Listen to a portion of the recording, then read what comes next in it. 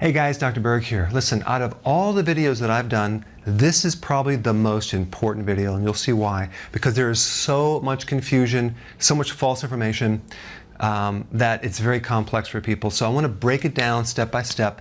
It's a little bit longer, but it's very important. So we're going to answer the question, is the so-called bad cholesterol, LDL, really that bad? Okay. Well, first of all, LDL is not cholesterol. In order for it to transport cholesterol through the body, which is fat doesn't mix with water. It just doesn't mix. So the body has developed little shuttles or different particles or vehicles to transport cholesterol. Okay? And you have LDL, low density lipoprotein, and you have HDL, high density lipoprotein. LDL, which is considered bad, really is a kind of a misnomer because LDL really is the cholesterol that goes from the liver to the vascular system to the cells. So it's going through into the body, okay? HDL is the opposite. It's going from the vascular system back to the liver to be recycled or eliminated, okay? So really, these two types of proteins are exchangers that are just constantly working together to exchange cholesterol back and forth to transport cholesterol and triglycerides, which are blood fats, okay? So that's the first thing you need to understand. Let's go to the next part. Okay, so you may already know that the body makes cholesterol, right? It makes a lot, 3,000 milligrams every single day. That's equivalent to about 14 eggs, the cholesterol in 14 eggs, or the cholesterol in about a pound of butter, okay? That's a lot of cholesterol. Now, why does it make so much? Well, it's there to provide raw material for cell membranes. Half the cell, all the cells in the body, are made out of cholesterol. And you have 100 trillion cells. That's why we need so much cholesterol. So it's part of the structural property of a membrane around your cell, which allows exchange back and forth of nutrients and vitamins and minerals and glucose and all sorts of things. So it also has antioxidant properties. It prevents free radical damage. It has anti-inflammatory properties. It makes vitamin D. It's the precursor, the building blocks for vitamin D. It actually helps you make bile that then helps you dissolve the fat and extract the fat-soluble vitamins from the fat that you eat. Very important. Without cholesterol, you can't have that happen. Cholesterol is there to make the stress hormone cortisol, and cortisol is essential for life.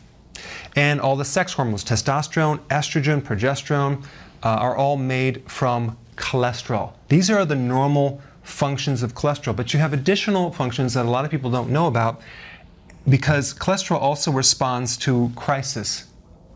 Like if someone has an infection in the body, cholesterol will go up because it binds and inactivates bacterial toxins. It also prevents the damage from microbes.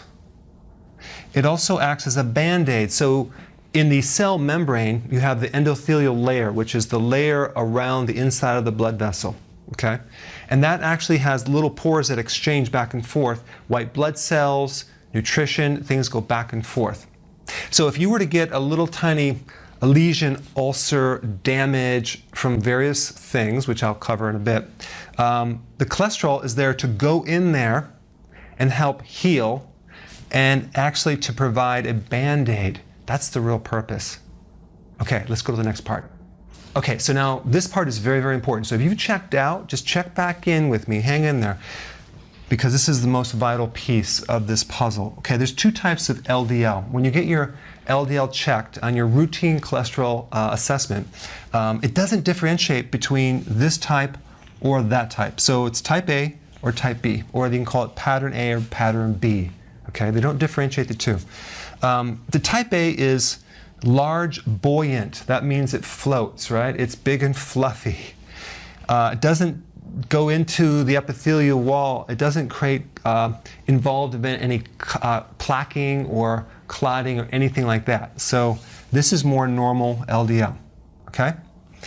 This type B are small, dense. These little guys can go right into the epithelial wall and they can start to be involved in the plaquing formation.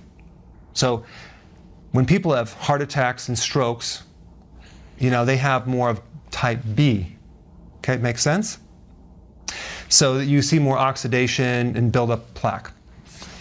Type A, it pretty much lasts 2 days in your body. Type B lasts about 5 days, so it hangs out longer.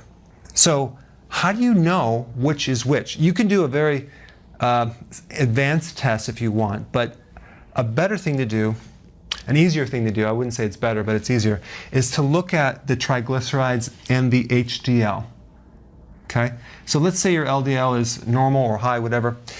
If your triglycerides, because there is a percentage of triglycerides in LDL in addition to cholesterol, if you look at the triglycerides and the HDL, if the triglycerides are high and the HDL, so-called good cholesterol, is low, then chances are you have more type B LDL.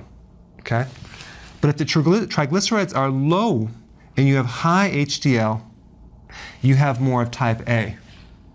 So that's how you would differentiate what type you would have.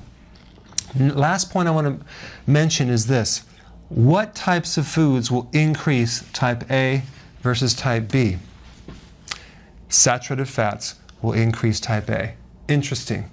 When you consume more carbs and refined sugars and sugar itself, you increase type B. And this is why nearly all the blood assessments that I see when patients come in, they always have high triglycerides and low HDLs, the people that are consuming carbs.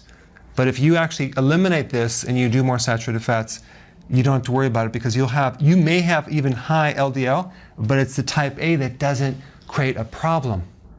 Now, one last point, and this is the most important point. Let's say you do have type B. It's not that it's a bad cholesterol. It's not the villain. It's not the criminal. It's at the crime scene, but it's there to actually heal the lesion, the problem, the inflammation, the damage from the inflammation or the microbes that's behind it. And so this is only bad in that it's part of the chain of events that occurs, that it's there trying to fix things, but in the process, the body doesn't think long-term. It thinks with short-term survival. So it's going to form a plaque and a clot to try to heal the area, just like you would if you sprain an ankle or broke a joint. Scar tissue comes in and heal it. It doesn't care if the joint moves anymore. It's there to protect and stop the motion. So yes, it creates a problem because you will die of a heart attack and stroke, but the body's not thinking long term. It's thinking, let's go ahead and patch that artery and let's start putting a Band-Aid, and it starts growing bigger and bigger and bigger. The point is that we need to change the eating plan. We need to get these out of the diet, and then your body can assimilate these a lot better. All right, so now let's go to the next part. Okay, so now the question is, why would someone have high LDL pattern B?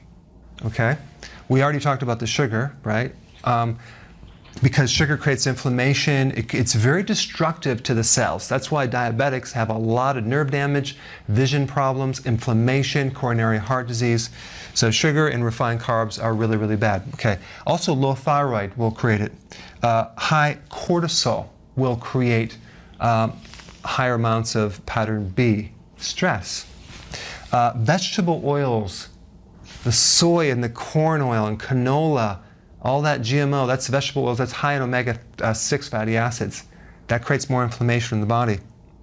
Trans fats, hydrogenated, partially hydrogenated fats will do it. Low vitamin C, just like a situation when you get bleeding gums, you get bleeding arteries. Glycation, what is glycation? That's when you combine glucose or fructose with a protein or a fat. So let's say you take barbecued sauce and you put it on some ribs and you bake it, you heat it over 200, I think, and 48 degrees Fahrenheit. You're going to get glycation. So the glycation means that it's this combination of sugar with protein that goes in the body. It's very sticky, and it starts creating high levels of pattern B, among other issues as well. Fries, so they take sugar and they spray it on French fries, they deep fry it, same deal. Donuts, deep fried donuts, glycation.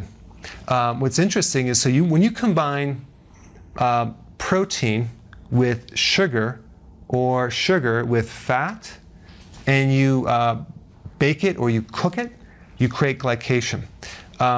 Also, when you consume high fructose corn syrup or fructose in the form of refined fructose or tremendous amounts of fructose, you can increase glycation by 10 times, okay?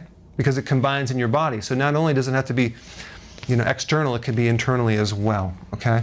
And then surgery will increase pattern B because LDL is a healer. It's trying to go in there like an ambulance and actually fix things. That's the purpose. It's trying to help you. And what do? They take a statin. They try to eliminate it. They're not understanding why we need LDL. Visceral fat will also trigger pattern B as well. So anyway, those are the things that will increase the real, it's not bad cholesterol, it's the cholesterol that's involved in the crime scene, in the damage. All right. Okay, in summary, we just want to understand cholesterol, LDL, what it is and what it's not, and use as an indicator to pull the string to find out why it might be high. If it's higher, it could be normal if the triglycerides are normal and the HDL is normal. But if there is a problem with these, then you have to ask why. Do I have a hypothyroid issue? Am I eating too much sugar? Am I doing this? Did I just get done with some surgery or trauma? All right? Thanks for watching. Put your comments below.